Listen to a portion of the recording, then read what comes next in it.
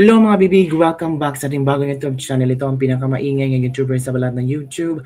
Ako si Kabibig, maglabag-labag na tayo with evidence. Buti pa si VP Sara may ginagawang solusyon at tulong para sa mga OFWs sa Middle East. Hindi katulad ni BBM na sinabi na ni BBM na ay maghanap kayo ng safe na lugar dyan. Hala ka, BBM, pahiya ka sa iyong VP, oh. Si VP Sara may solusyon. May point person na kinukontak ng OVP kung sino yung gustong uuwi sa Pilipinas, sino yung tutulungan ng OVP, at nakahanda ang OVP tumulong sa kanila. O makabibig, at si VP Sara, may impormasyon na pala na pwede na pala na open na daw yung airport doon. Pero si BBM hindi pa rin alam. Naku po, ano ba naman to? Nasaan yung bilyones ng mga confidential funds ni BBM, mga intelligence funds versus VP Sara na kukunti lang ang ang budget at walang confidential funds to, ha? Buti pa si VP Sara, oy. Nag-iisip. Kahit silently working ka, bibig, kahit kapos na kapos sa budget, pero ginagawa lahat para matulungan lang ating mga OFW dyan sa Middle East. Ito yung totoong may malasakit. Ito yung totoong nag-iisip kung ano ang pwedeng maitulong sa mga taong nangangailangan ng or nandun sa tensyon ng gera. O, pakinggan natin, ha. Parang kung ako si BBM, mapapahiya ako. Oy. Parang nagmumukhang wala akong ginawa. 'Di ba? At merong ginawang tamang aking vice presidente. Nakulang lang ang kanilang budget pero talagang pinagkasya nila. Pinagkasya ni VP Sara. Kahit maliit lang. Sabi ni VP Sara, hindi lahat ma-accommodate namin pero tutulong kami. At meron na kaming point person na posibleng yung lapitan. Oh. And they're working, mga kabibig. Let's watch this video. Mga speeches nila parang sinasabi, magano kayo, pumunta kayo sa safe na lugar, parang kanya-kanya, bahala kayo sa sarili nyo muna. Dahil hindi tayo pwedeng makapagpadala dyan ng aeroplano, hindi rin naman pwede yung land travel. So kayo ba nagugulat na ganito yung trato nila? Alam mo, napakadali magpadala ng eroplano eh. Sa totoo lang. Alam niyo ba nung COVID na panahon, madami ang na-stranded na mga tiga Davao City dito sa Manila. Napakadali. Nagkontrata kami ng commercial airline. Sabi namin, isasakay namin sila lahat, babayaran namin kayo using COVID funds. So, ilang beses namin ginawa yun.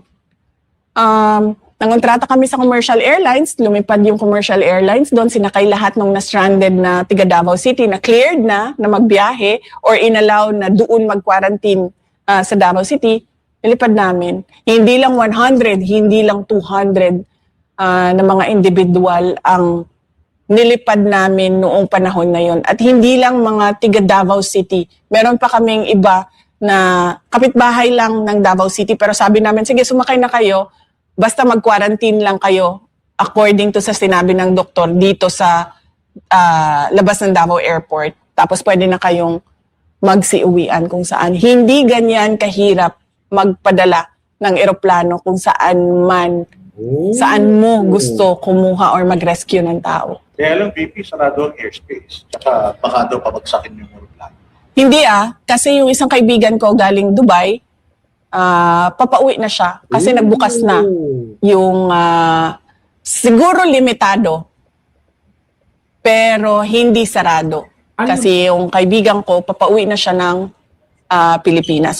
Alam mo kung presidente ka, alam mo itong lahat na nangyayaring ito eh. Alam mo kung paano ka maghanap ng solusyon para matulungan yung mga taong gustong umuwi, yung stranded, at yung magpa-repatriation. VP Sara, alam niya. Alam niya kung ano ang updates doon sa Dubai, sa Middle East. Hala ka. Limitado ang budget ng OVP pero alam niya kung ano ang nangyayari sa ating mga OFW dyan sa Middle East. 'Di ba? Pero si BBM, anong sabi ni BBM? Maghanap kayo ng safe place. Hindi pa pwede sa sa Himpapawid. Baka kayo, matira kayo.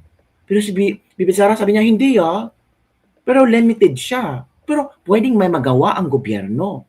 Kasi yung ibang bansa like US, like sa Canada, yung sa Australia, kinukuha na lang yung mga nila, yung mga tao nila nandun sa Middle East, pinapauwi na nila. Kung kaya nila na papauwiin, i-repatriate yung mga tauhan, mga tao nila at pauwiin sa ibang bansa. Bakit hindi kaya ng Pilipinas? Sabi ni BP Sara, madali lang yan. Commercial flight siya. Meron po bang planong OVP para tulungan ng mga OFW natin?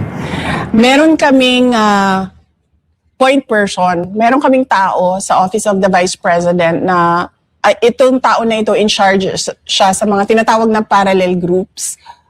Dating campaign support groups na naging ngayon ay mga supporters pa rin ko at ng Office of the Vice President na nasa iba't ibang lugar. So tinatanong namin sila, yung mga nasa Middle East, meron ba sa inyo ang gustong umuwi? Kasi baka meron kaming matulong sa inyo sa pag-uwi ninyo once meron ng magbukas na commercial flights kung saan man kayo. Handa ang OVP din tumulong. Yes, limited yung capacity namin na tumulong, pero handa kami na tumulong doon sa mga gusto talagang umuwi. So far, tinatanong ko yung tao namin sa Office of the Vice President, tinatanong ko siya kung meron ba nagsabi sa kanya na gustong umuwi, kailangan ng tulong.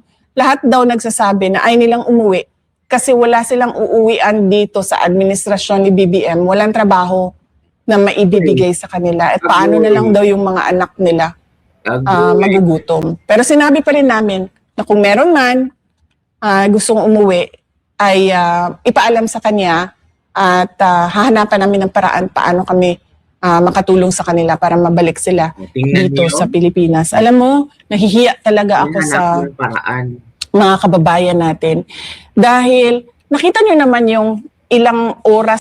Diba? Sabi ni VP, hinahanapan ng paraan. Yun ang tamang politiko. Yun ang tamang dapat gawin ni Bongbong Marcos. Hindi yung sabing maghanap kayo ng safe place. Hindi dapat ganon. Sinabi ni Bongbong, maghanap kami ng paraan. Kung sino yung gustong umuwi, hanapin nyo ito, o punta kayo sa embassy, magpalista kayo doon kayo, maghanap, ang embassy ay magbibigay ng safe place, doon kayo magstay sa gustong umuwi, maghanap kami ng paraan para mapauwi kayo dito, repatriation. Pero wala eh. Anong sabi ni BBM? Maghanap kayo ng safe place. Alak ka. Natin na pinag-uusapan na impeachment at panggagago ng mga miyembro ng House of Representatives na ang daming mga kababayan natin na mas malaki pa yung problema nila ba? Tulad niyan, naiipit sa giyera. Hindi alam kung anong mangyayari sa mga susunod na araw. Agree. Nag-aalala sa kaligtasan nila. Yung mga kababayan natin na walang trabaho, nandito sa Pilipinas, walang trabaho, walang oportunidad. Mga negosyo ng mga businessman dito sa Pilipinas, bagsak, walang kita. May kita man, sobrang liit. Nagugutom natin ng mga kababayan. Ang dami nun. Na parang tipong araw-araw nila hinahanap yung pera pambili ng pagkain. Hindi na nga nila maisip araw-araw paano yung ligo ko eh. Kasi paggising nila, saan ko hahanapin ang pambili ng bigas mamayang hapon? Agree ka, baby. Ang daming, yung mga nagkakasakit, sobrang dami nun na hindi nila alam saan nila kukunin yung pang-chemo therapy nila. Tapos, nakakahiya sa ating mga kababayan na ganito pa rin. Nandito pa rin tayo sa politika, nandito pa rin tayo sa impeachment. Tapos sila, hindi na nila alam saan nila hanapin yung hope, yung pag-asa. Saan nila panghahawakan yung pag-asa ng kinabukasan nila. Kasi nakikita ko yung yung na parang ibalik ang tapang at malasakit. Kasi nawala po talaga yung ganoon sa gobyerno. Dati, nung panahon ni Pangulong Duterte, naramdaman niya ng mga OFW yung malasakit. Agree. Pero nakakalungkot lang isipin, ayaw nilang umuwi kasi wala silang uuwian. Kahit Delikado. delikado na yung buhay nila. But no choice. Yun yung sinasabi. Pero firm si Pangulong Duterte before, nung naglatag siya ng parang deployment ban sa Kuwait noon eh. Na kahit na ayaw ng mga Pilipino, firm siya, hindi, madidisgrasya kayo eh. Kasi merong pang-aabuso sa mga Pilipino doon noon eh. So talagang kahit hindi nasusunod yung yung tao, ang nasusunod talaga yung presidente. Ano yung tama? Kung ano yung tama, kung ano yung kailangan. O kasi talaga ang Pilipino, magaling yan sa ganyan, yung kapit sa patalim eh, VP eh, di ba? Minsan gagawin na lang nila kahit na mahirap kasi may mga pamilya silang rito, may mga pamilya silang sinusuportahan dito sa Pilipinas. Isa pa yan sa problema natin, human trafficking. Yung dito sa Pilipinas nire-recruit, maayos basahin sa papel. Oo, ang grabe na. Ang dami palang nakikita ni VP Sara ng problema ng Pilipinas, no? Si Bongbong Marcos, nakikita kaya itong mga binanggit ni VP Sara ng mga problema? Kasi bilang isang vice presidente, no? Talagang hindi mo ito look out eh. Look out ito ng presidente. Ito yung mga problema, ano ang mga countermeasures mo, paano mo solusyonan. Pero wala tayong nararamdaman na may solusyon. Kasi kung meron pa sana itong na-solution or na-solusyonan to, hindi ito babanggitin ni VP Sara. Di ba, Kabibig? Pero walang solusyon. At lalo itong, anong tawag ito, lumala mga kapibig. Oo, magtatrabaho ka bilang waitress. Ganon. Pagdating doon, nagtrabaho sa bar, nagmamasahe yung mga, tawag, dirty massage, yung ganon. So, isa pa yan sa problema din natin. Pero firm din naman ngayon ng gobyerno. Firm na i-impeach si VP Sara. Oo, 3 years nilang plano yun, Banat Bay, antindi. Diba? Oo, kasi sa kanila walang distraction. Nagkakagera na, basta kami impeach namin si VP. Tama. Diba? Kaya firm din sila. Kumbaga, pinag-uusapan nila yung kung paano ililift yung excise tax sa gasolina, pinagpaplanuhan pa lang nila. Pero kay VP Sara, yung plano nila talagang tapos na. Oo. And speaking of that, VP, posible na ma-impeach kayo ulit sa Kongreso. Kaya nyo bang sabihin sa mga Pilipino ngayon na malinis kayong nagtrabaho bilang DepEd Secretary at bilang Vice President ng Pilipinas? Walang makakapag-question sa trabaho ko at sa mga accomplishments ng lahat ng mga nadaanan ko na opisina. Napakarami ng accomplishments namin sa Davao City noong ako ay mayor noong 2016 hanggang noong 2022. In fact, kahit noong 2010 to 2013. Makikita yon sa mga awards na nakuha. More than 200 awards and recognition ang nakuha ng Davao City sa mga projects and programs na ginawa namin doon sa Davao City. Bumaba ako bilang mayor na number 8 richest kami, number 4 most competitive kami, insurgency free kami, debt free kami, walang utang na iniwan. So walang makakapagsabi at walang makakakasyon sa kapasidad ko na magtrabaho ng maayos. Kahit sa Department of Education, meron kaming matatag agenda. Mabilis namin na nagawa yung pag-roll out ng curriculum. Napabalik namin ang mga bata. Isang araw lang from modular, no classes, balik kayo lahat sa paaralan. Meron kaming basic education report taon-taon. Sinasabi namin sa mga taong bayan kung ano yung nagawa na, ano yung hindi pa nagawa, at bakit hindi pa nagawa. Sa Office of the Vice President, makikita ninyo, konti na lang yung projects namin, 10 na lang yung projects namin doon dahil tinanggal nga yung budget namin. Pero nakikita nyo yung accomplishments namin. Nakikita nyo yung unmodified opinion ng Commission on Audit. Every year, naglalabas kami ng accomplishment report. Every year, naglalabas kami ng pasidungog. Sinasabi namin doon ano bang nagawa ng Office of the Vice President. Isa sa mga pinaka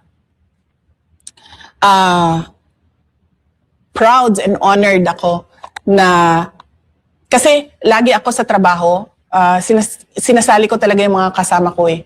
Kasi ako lang naman yung nag-iisip eh at nagsasabi, ito ang gawin. Lahat nung kailangan gawin sa baba, kasama ko sa opisina yung gumagawa nun. Proud ako sa accomplishment nila na nagawa nila yung Disaster Operations Center. Wala yun sa kahit anong dating opisina ng Office of the Vice President. Ooh. Proud ako na instead of 6 years, ang aming tree planting activity ay natapos ang 1 million trees sa 3 taon. So ibig sabihin, mas makakatanim pa kami ng mas marami pa. Wow, ganyan. Proud ako Future and future. na inakyat nila yung mga bundok para pumunta sa mga barangay kung saan yung mga bata walang mga school supplies. At ito yung mga Galing. sinasabi ko, highly vulnerable sa recruitment sa illegal o kung hindi man, hindi natatapos yung pag-aaral.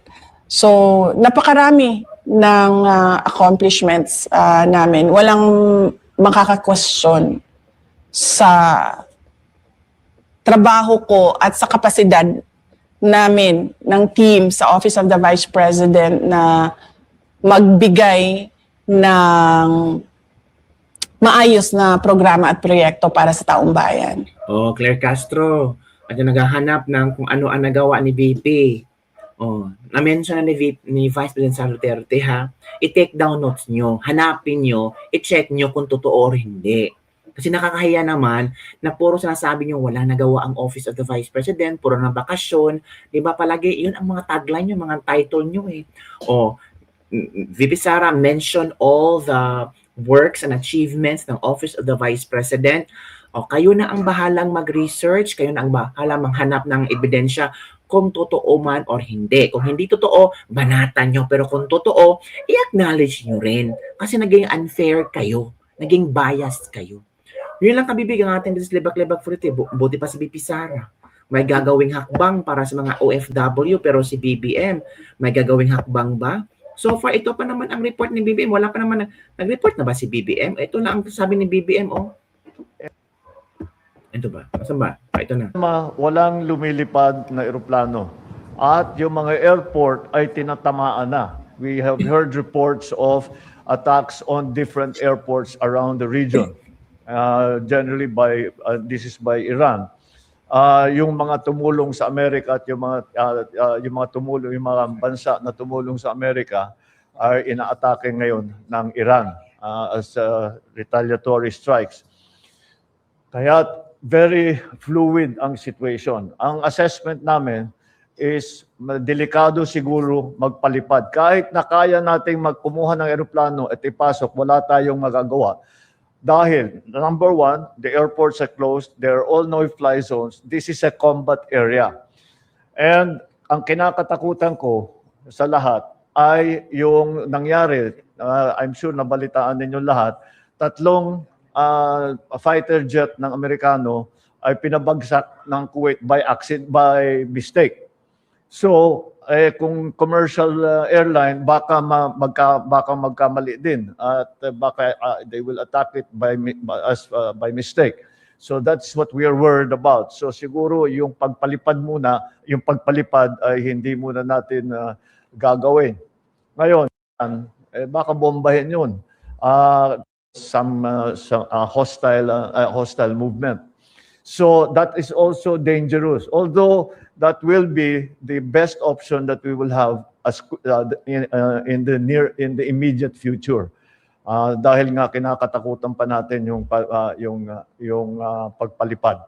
So ang advice na binibigay natin sa ating mga kababayan ay maghanap kayo ng safe place at doon kayo muna at you stay there and you stay in a safe place and stay indoors and stay away from areas of danger. Ayun. Narinig nyo na ha. So, sa palagay nyo, sino ang karapat dapat maging presidente? Yun lang kabibig ang ating This Libak-Libak for today. Don't forget to like, subscribe, and share this video para sa mga latest trending news nating pag-usap-usapan. Buti pa si VP Sara, may plano si BBM. Stay safe lang. Safe lang kayo ha.